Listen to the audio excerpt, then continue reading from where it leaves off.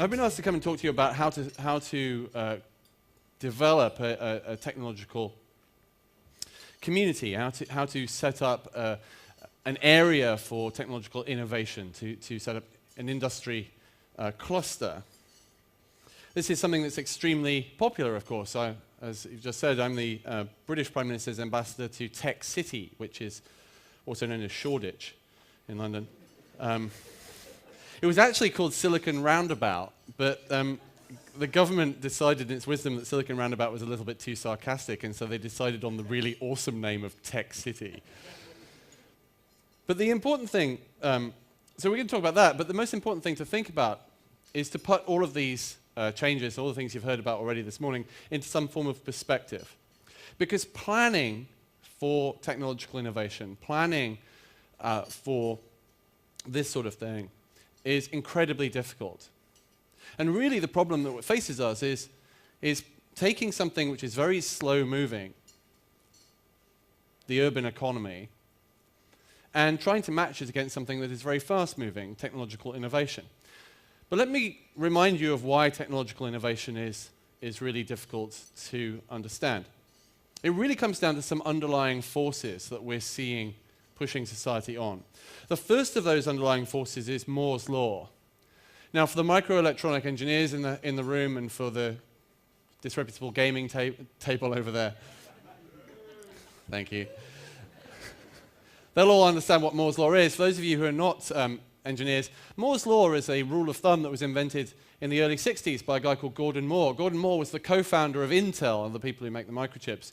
And he looked at the chips that they were making year after year, and he realized that there was a very steady graph, which was that every year, for the same price, the number of components on a microchip would double. And that he looked at and thought, well, this is quite interesting. He wrote a little paper on it, and then he revisited it about 6 or 7 years later, and he realized that this trend had continued, that every 12 to 18 months, the number of components on a microchip for the same price doubles. In other words, for the same price, computing power doubles every year. And that trend, that rule of thumb, Moore's law, has continued to be true ever since.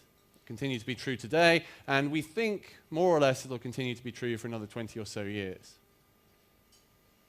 Now, you already know this, as has already been referenced. You know, we see the effects of this all the time, as has already been referenced by Neville earlier. Moore's law is the thing that made Apple do the magic trick of making your phone slightly shit in your pocket instantly last week. It's amazing. You know, I had this beautiful piece of technology that was really gorgeous on Monday, and Tuesday it turned out to be rubbish. I mean, who knew?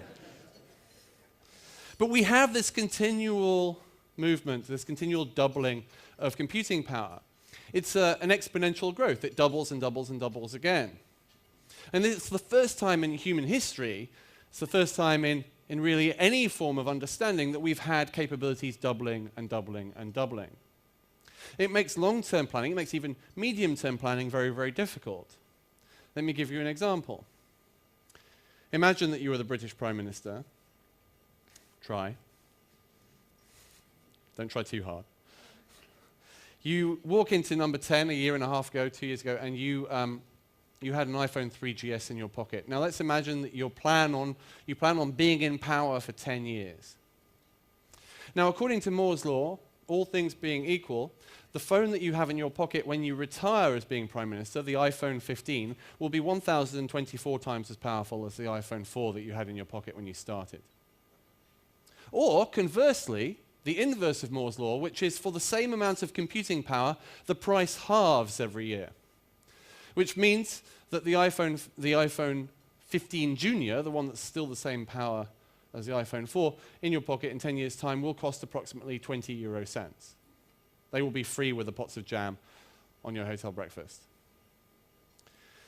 This makes life as a politician, life as an executive, life as anybody has to make any form of plans very, very difficult indeed, because we don't really understand what this technology will do.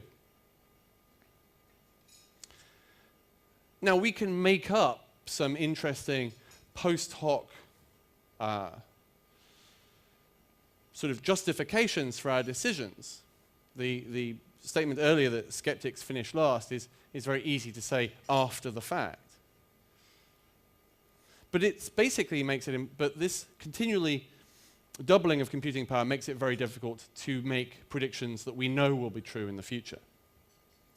What's worse is that all of the digital clusters that have ever been created that have been successful were created under radically different economic situations and radically different geopolitical situations.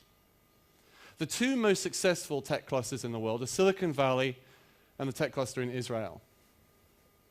Both of them were created not, as the myth would have it, by noble private enterprise, by entrepreneurs, but actually were created by massive government spending.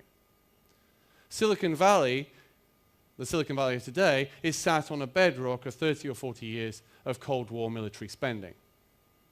It was built entirely by money spent to try and kill the Russians. Israel has a similar situation.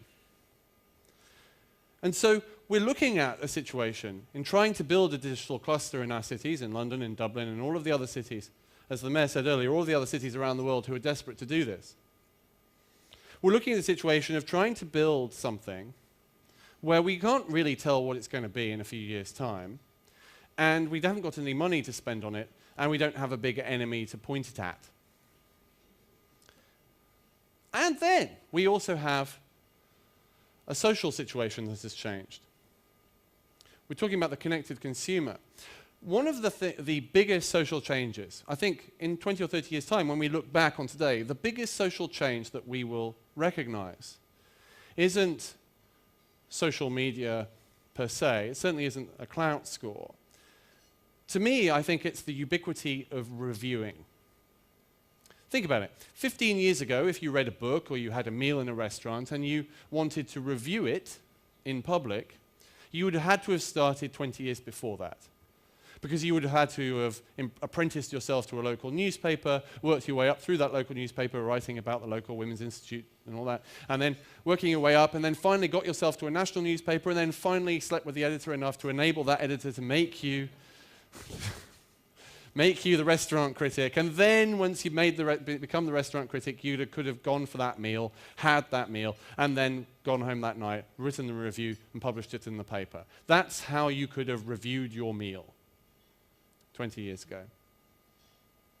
Today, however, there literally isn't anything that we can do, there literally isn't anything you have done this morning where there isn't a website on which you can review that thing.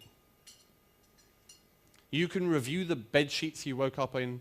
You can review the radio program that you listened to that woke you up. You can review the public transport that got you here. You can review this breakfast. You can review me.